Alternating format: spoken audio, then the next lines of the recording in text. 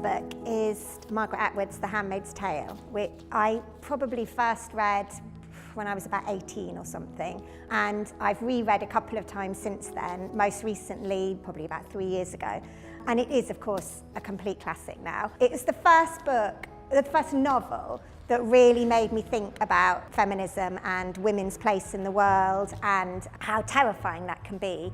It was written in 1985, but it is completely relevant to today's society. It feels really prescient and like everything's about to come terribly true. But it's also, you can just read it as an amazing story. That's what I think Margaret Atwood does so well. She always has incredible stories, beautifully told, and with a really, really strong social point. I just think anybody should read this book, and I think you could give it to your teenage daughters, and then I think you can pick it up at any time in your life, and it's a book that really benefits from rereading.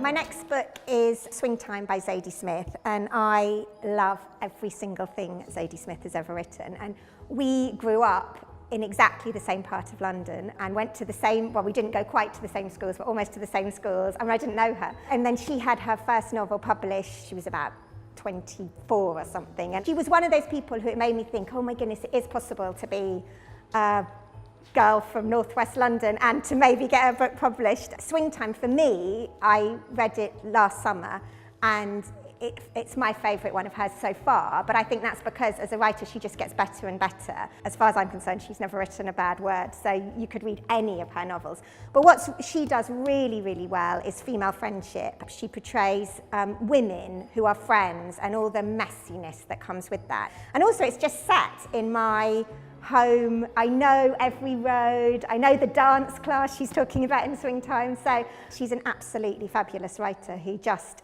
pulls you along. My third book is The Talented Mr Ripley by Patricia Highsmith. Highsmith is my complete literary heroine. I just love her to the bones of her writing, every single tiny thing about her I love. And she writes the sort of books I would love to write.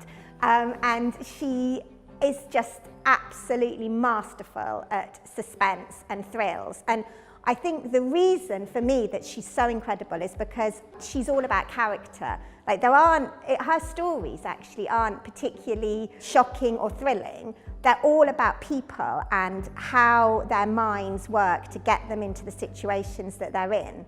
Ripley, of course, is her sort of most famous invention, and he is sort of fascinatingly mad because, of course, he doesn't believe that he's mad. I think she does the male narrator incredibly well and the male deluded narrator incredibly well. That's what I've tried to do in my book, is a deluded male narrator, and so she's been a massive source of inspiration for me since I was really, really little. I actually feel scared of the day when I haven't got a new Patricia Highsmith book to read. I'll have to just start again. I think she is, again, one of those writers who you can just read for the story and the amazing writing, or you can read because there is so much more that she's saying in everything, and I think you can read at any time in your life, really.